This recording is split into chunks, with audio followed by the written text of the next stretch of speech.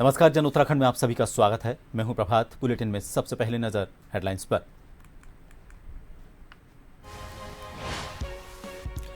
उत्तराखंड में नदी में गिरी ट्रैवलर धार के युवक की मौत। 10 वर्षीय बेटा पत्नी समेत 9 लापता। ट्रक ने पीछे से मारी थी टक्कर।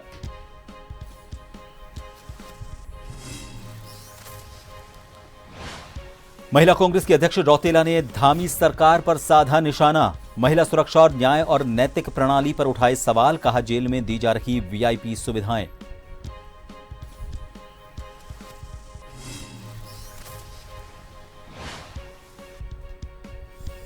देहरादून में पीसीएस अधिकारी डीपी सिंह के ईडी का छापा। करोड़ों रुपए का घोटाले का है मामला। बैंकिंग दस्तावेजों को खंगाल रहे अधिकारी।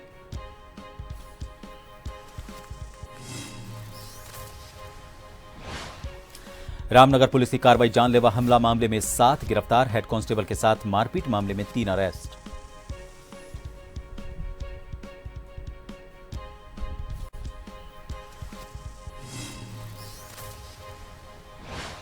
और उत्तराखंड में ऊंचाई वाले क्षेत्रों में बारिश का दौर। नदी नाले उफान पर। मौसम विभाग की चारधाम यात्रा पर आने वाले श्रद्धालुओं से अपील।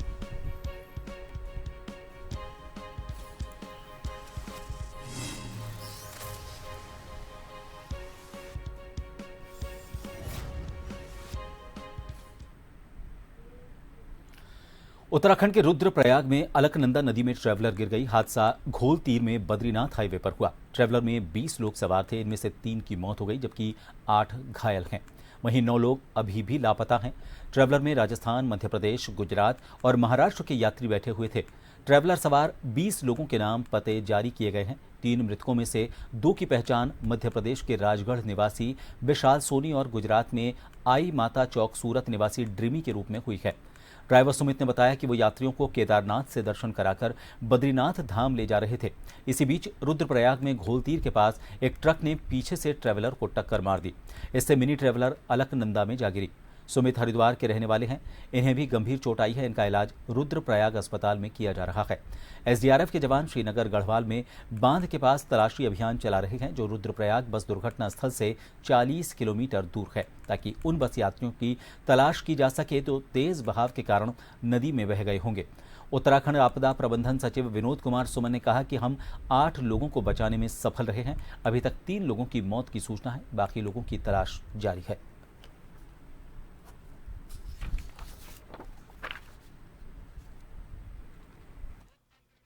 साइंस में जो कल क्लाउड बस्ट हुआ सिटी के पास, उससे 3 लोग हमारे मिसिंग हैं क्योंकि 5 हाउसेस फुल्ली डैमेज थे और एक 14 साल की बच्ची है, एक 64 ईयर्स के आसपास की मेल है और एक अबाउट 56 ईयर्स के आसपास की फीमेल है। इनकी सर्च के लिए आज एनडीआरएफ को डिप्लॉय कर दिया गया है और साथ ही साथ हमारे होमगार्ड और लोकल पुलिस भी उनके साथ काम कर रही है। खबर है रुद्रप्रयाग से। रुद्रप्रयाग के घोलतीर क्षेत्र में आज सुबह एक टेम्पो ट्रैवलर अलकनंदा नदी में गिर गया। हादसे के बाद घटनास्थल पर अफरा तफरी मच गई। सूचना मिलते ही घटनास्थल पर एसडीआरएफ, पुलिस बल और स्थानीय प्रशासन की टीमें मौके पर पहुंची और राहत और बचाव ऑपरेशन चलाया। कुछ घायलों को सुरक्षित बाहर निकाल लिया गया है।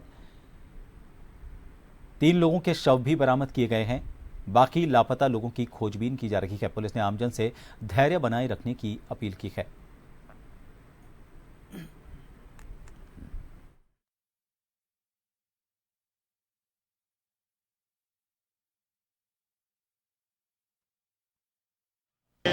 साढ़े 8 बजे करीब सूचना मिली कि एक बस यहाँ अलकनंदा रिवर में गिर गई है।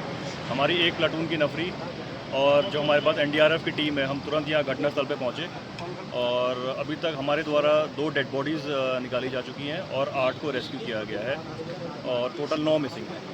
क्या बस का पता चल रहा है? बस अभी नहीं मिल पा रही है। पानी का बहाव काफ़ी तेज़ है, इसलिए अभी बस का पता नहीं है। बस एक घटना हुई जिसमें एक 31 सीटर बस हरिद्वार स्थित थी जो नदी में गिरने की सूचना आई। इसमें लगभग 8 लोगों को रेस्क्यू करके बचा लिया गया है और 9 लोग अभी भी मिसिंग है। इसमें 18 यात्री और 2 ड्राइवर और गाइड होने की आशंका है। तो ये भी चीज़ें अभी कंफर्म हो रही है। जैसे कंफर्म होगी हम रामनगर से खबर है। यहां पर खाद्य मंत्री रेखा आर्य ने रामनगर में स्थित आम डंडा में सरकारी खाद्य गोदाम का निरीक्षण करते हुए मौके पर मौजूद अधिकारियों को व्यवस्थाएं दुरुस्त करने के निर्देश दिए। कैबिनेट मंत्री रेखा आर्य ने कहा कि वर्तमान में बरसात के मौसम को ध्यान में रखते हुए सरकारी गोदाम में रखा हुआ चावल और गेहूं खराब न हो, इसलिए व्यवस्थाओं को परखने के लिए ये निरीक्षण किया गया है। उन्होंने बताया कि सरकार की मंशा है कि जनता को दिया जाने वाला सरकारी राशन गुणवत्ता युक्त हो और पौष्टिक हो। उन्होंने कहा कि इन गोदाम की मरम्मत और रास्ते की मरम्मत को लेकर अधिकारियों को प्रस्ताव बनाकर भेजने के निर्देश दिए गए हैं। राशन डीलरों का कोरोना के समय का रुका हुआ भुगतान भी जल्द उन्हें दे दिया जाएगा।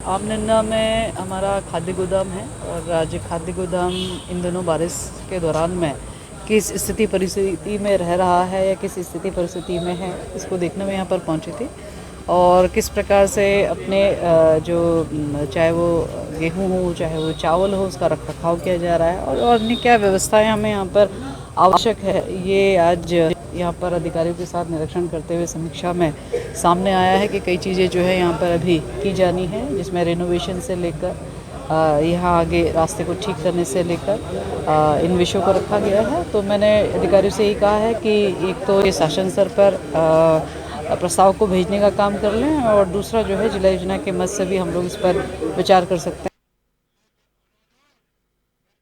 रुद्रप्रयाग हादसे पर उत्तराखंड के मुख्यमंत्री पुष्कर सिंह धामी की प्रतिक्रिया आई है। उन्होंने सोशल मीडिया पर एक पोस्ट में लिखा, जिला रुद्रप्रयाग में एक टेम्पो ट्रैवलर के नदी में गिरने का समाचार अत्यंत दुखद है। एसडीआरएफ समेत अन्य बचाव दलों की ओर से युद्ध स्तर पर राहत और बचाव कार्य किया जा रहा है। इस संबंध में निरंतर स्थानीय प्रशासन से संपर्क में हूँ। ईश्वर से सभी के सकुशल होने की प्रार्थना करता हूँ।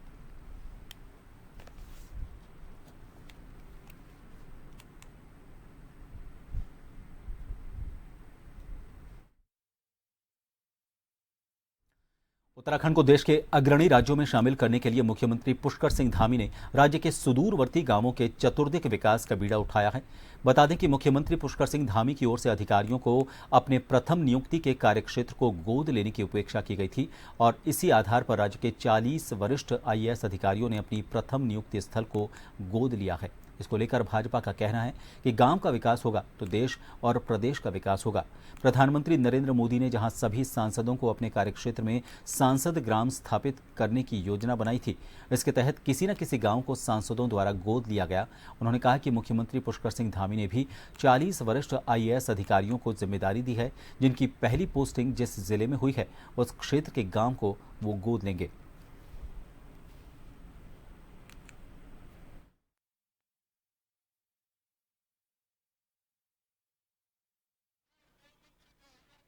सभी आईएएस अधिकारी जिन्होंने अपनी पहली नियुक्ति जिस जिले में भी दी हो, वहाँ पर किसी न किसी गांव को उस कार्य क्षेत्र में वो गोद लेंगे और उस गांव के सर्वांगीण विकास के लिए काम करेंगे। तो निश्चित रूप से जिस तरह से जो योजना बनाई गई है, ये इससे गांव का विकास होगा और जिस गांव को गोद लिया जाएगा उससे अन्य गांव भी प्रेरणा लेंगे और गांव के विकास होने से हमारे प्रदेश का विकास होगा, प्रदेश का होगा तो देश का भी विकास होगा। ये अभियान और ये योजना निश्चित रूप से बहुत ही सराहनीय है और प्रदेश के विकास के लिए मील का पत्थर साबित हो सकता है। केंद्रीय पर्यावरण, वन एवं जलवायु परिवर्तन मंत्री भूपेंद्र यादव ने भारतीय वन्य जीव संस्थान में आयोजित 3 दिवसीय इंडियन कंजर्वेशन सेमिनार का उद्घाटन किया। इस मौके पर उन्होंने कहा कि 2047 के विकसित भारत के हिसाब से वन मंत्रालय कंजर्वेशन प्रोग्राम तैयार कर रहा है। उन्होंने सेमिनार में आए देश भर के साइंटिस्ट और रिसर्चर्स से अपील की कि परंपरा और विज्ञान को साथ लेकर चलना चाहिए।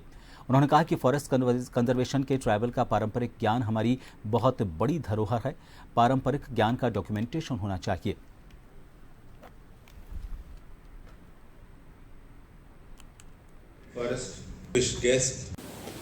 माननीय प्रधानमंत्री जी की प्रेरणा के हिसाब से ही वाइल्ड लाइफ कंजर्वेशन में जो हमारे यंग साइंटिस्ट काम करते हैं, पॉलिसी मेकर काम करते हैं, एकेडमिशियन काम करते हैं, रिसर्चर्स काम करते हैं, उनको हम यहाँ पर बुला करके अलग अलग क्षेत्र में काम करने जो उनके काम आते हैं इकट्ठा आकर के अपनी नॉलेज शेयरिंग, कैपेसिटी बिल्डिंग के लिए आगे बढ़े। पिछले दिनों जो नेशनल वाइल्ड लाइफ बोर्ड की 7th मीटिंग हुई थी, उसमें भारत में जो इस समय कंजर्वेशन प्रोग्राम चल रहे हैं, जैसे प्रोजेक्ट लॉयन चल रहा है, प्रोजेक्ट डॉल्फिन चल रहा है, प्रोजेक्ट टाइगर है, प्रोजेक्ट चीता है, प्रोजेक्ट एलिफेंट है, उसकी तो समीक्षा की ही गई। लेकिन माननीय प्रधानमंत्री जी ने जो हम लोगों को निर्देशित भी किया था कि कंजर्वेशन में फॉरेस्ट फायर मैनेजमेंट पे काम करना चाहिए। उत्तराखंड में महिला कांग्रेस की प्रदेश अध्यक्ष ज्योति रौतेला ने आज कांग्रेस मुख्यालय में एक प्रेस वार्ता कर महिला सुरक्षा और राज्य के न्याय और नैतिक प्रणाली पर सवाल उठाए। ज्योति रौतेला ने कहा कि किस तरह के उत्तराखंड में अपराध बढ़े हैं वो 2022 की एनसीआरबी की रिपोर्ट से समझा जा सकता है। रिपोर्ट के हिसाब से महिलाओं के खिलाफ 4,337 अपराध दर्ज हुए हैं, जिनमें 867 रेप और 637 नाबालिग बच्चों से रेप के मामले हैं। ऐसे मामलों में भाजपा के लोग संलिप्त हैं। हाल ही में भाजपा की पूर्व महिला मोर्चा जिलाध्यक्ष अनामिका शर्मा पर आरोप है कि उन्होंने अपनी नाबालिग बेटी को अपने प्रेमी और उसके साथियों के साथ बार बार दुष्कर्म करने के लिए मजबूर किया, लेकिन फिर भी महिला को हरिद्वार जेल में वीआईपी सुविधाएं प्रदान की जा रही हैं।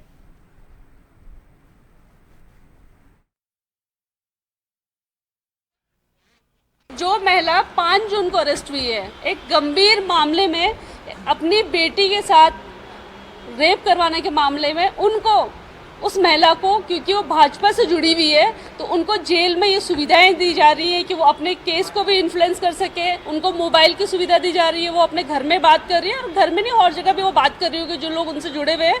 हमारा सरकार से सवाल है कि वो कौन से लोग हैं जो उससे मिले हुए हैं, वो कौन से नाम हैं जिन्होंने उनकी बेटी के साथ रेप किया, और कितनी महिलाओं के साथ उन्होंने ये अपराध इस समाज में करवाया है। उसके ऊपर जो जांच की मांग हम लगातार कर रहे थे कि सीबीआई जांच होनी चाहिए, इन्वेस्टिगेशन होनी चाहिए। महिला को तो आपने जेल में भेज दिया, लेकिन वो अपराधी कौन है जिन्होंने उनकी बच्ची के साथ रेप करा। और वो एक ब्रेक के लिए यहां रुकेंगे, आप बने रहिए जन टीवी पर।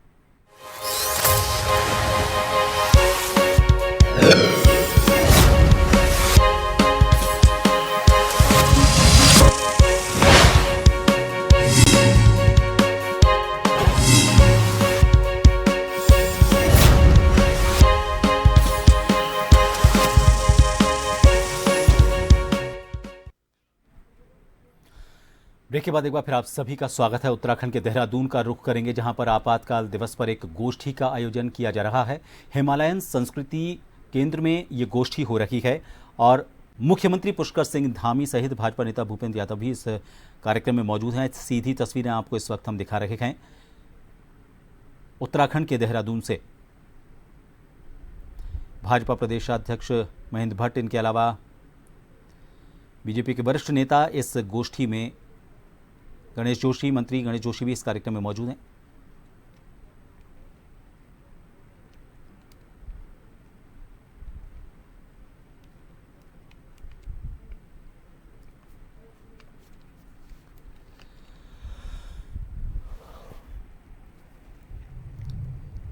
मैं जो है बुलाना चाहूंगा हमारे विनय रोहिला जी। विनय रोहिला जी जल्दी आ जाइए, जल्दी आइए।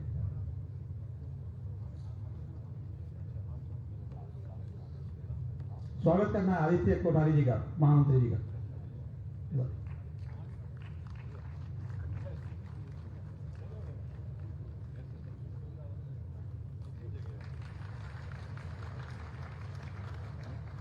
स्वागत के इस कार्यक्रम को यही विराम देते हुए आगे के कार्यक्रम को आगे बढ़ाते हुए आज के कार्यक्रम के स्वागत उद्बोधन के लिए हमारे एसओसी प्रदेश के अध्यक्ष माननीय महेंद्र भट्ट जी से आग्रह करूंगा कि कृपया इस कार्यक्रम का स्वागत उद्बोधन हमें प्रदान करें।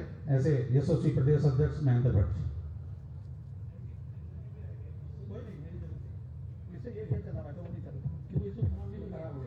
आवाज आ रही है इसकी?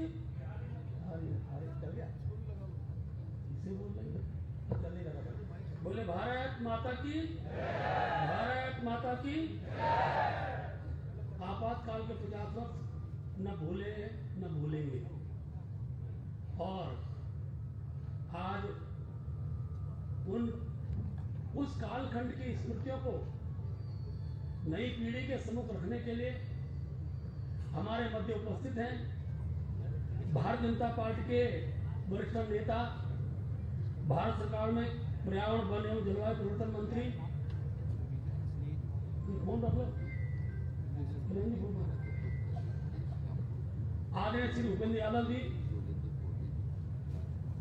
भूपेंद्र यादव जी, वरिष्ठ अधिवक्ता हैं। आप भारतीय जनता पार्टी के अनेकों पदों पर हैं। आप राष्ट्रीय सचिव रहे, राष्ट्रीय महासचिव रहे, भारतीय अधिवक्ता परिषद के आप महासचिव भी रहे।